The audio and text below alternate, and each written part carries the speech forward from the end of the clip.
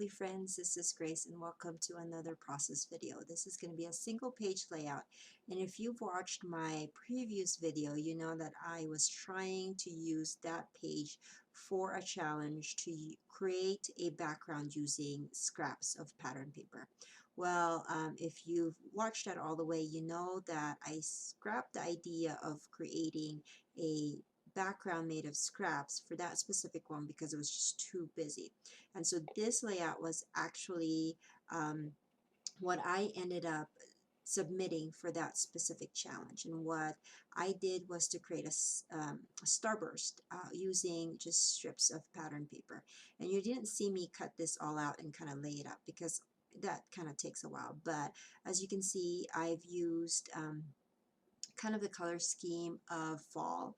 I do have some purples there and some yellows and then some neutrals, a bit of green, that kind of is that turquoise or teal blue? I don't know if that's really fall, but it just seemed like a good thing to add there.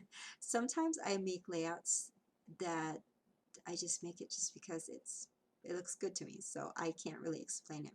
But so this will work out for that specific challenge, and it was also rather based off of a sketch. And I will make sure to link that up in the description below. Now these videos actually will be posted on the YouTube channel later than my blog, just because it takes me a while to find time to do the voiceovers.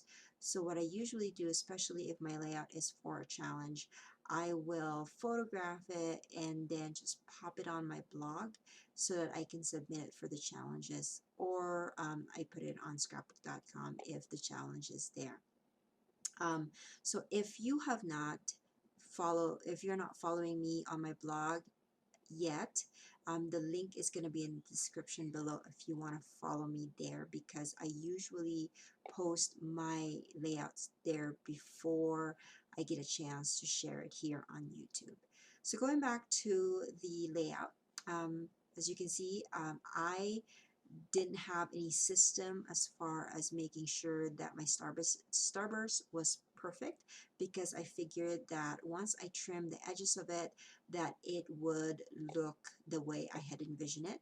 And plus, the excess of it in the center, I just trimmed it as well. My photos will be housed in the center anyway, so I didn't need that to be perfect because it will be covered up. I just needed to make sure that, if you notice, my papers, I'd use 2 of each style. So I had to make sure that the papers were spread enough that one design is not too close to its brother or sister, or that same exact pattern. I don't know what I'm saying. um, Anyways, the sketch that I based it off, the center, or the photos and the layout, the titles and all that stuff, were mostly, the design was towards the bottom right. Well, I tried to do that, but then I thought, well, my daughter's picture is actually like the focal photo anyways works better if I put all of that grouping to the left side of the page rather than to the right. So I just moved that around, and I wanted to use some of these yellow die cuts that I had previously cut, and using my thin die sets. I'm sorry, it's late and I'm doing so much voiceovers, so I'm losing my train of thought.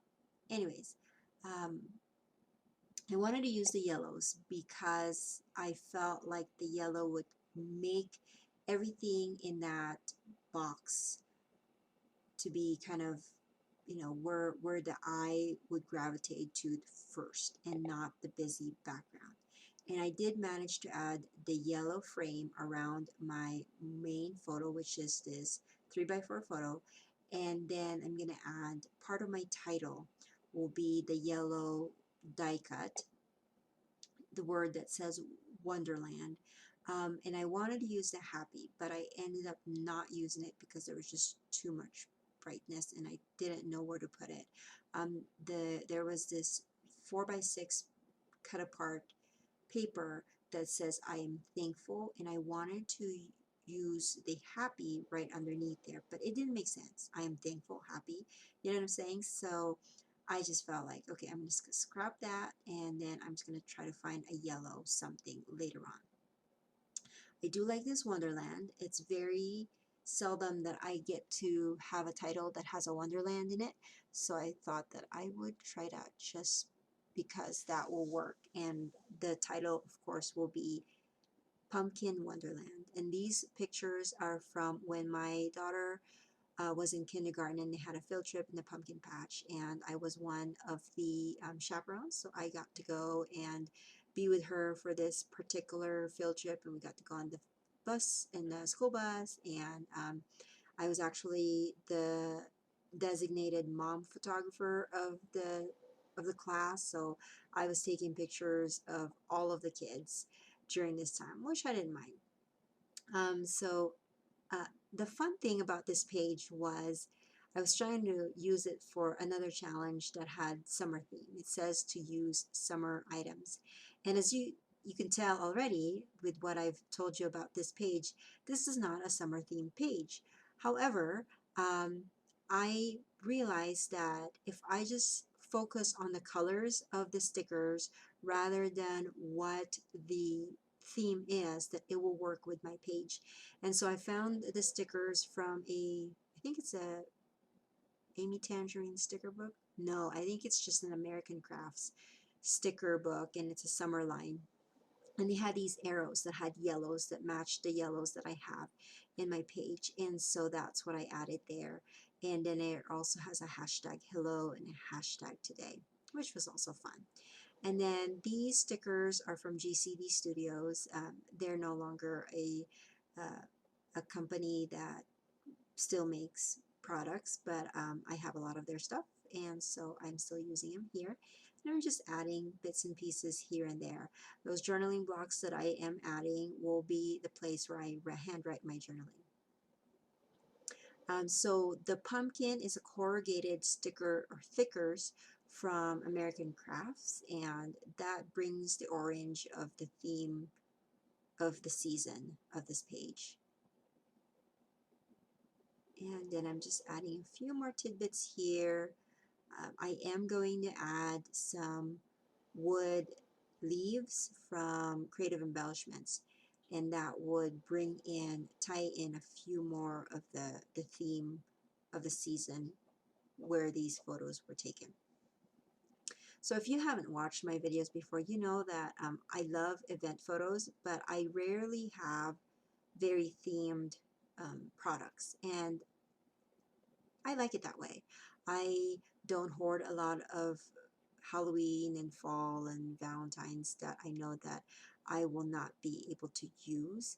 And then it also stretches my mind into thinking, or how can I turn some of my generic products into um, themed products. And so just by adding the wood leaves on my page instantly gives this a fall theme or fall feel.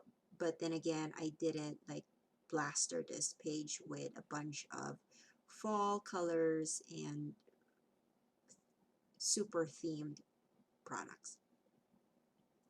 So I hope you're enjoying this page and all of the inspirations that I have been putting out so far.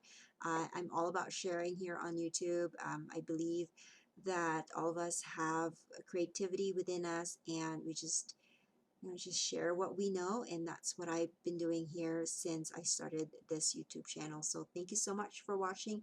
If you have any questions, please don't hesitate to leave it in the comment section below. I try to answer them as fast as I can. And if you have not subscribed and you like these kinds of videos or the way I scrapbook, please give me a thumbs up and subscribe so you will be notified when the next layout or the next process video comes out. So thank you so much for watching, and I will catch you guys soon. Bye.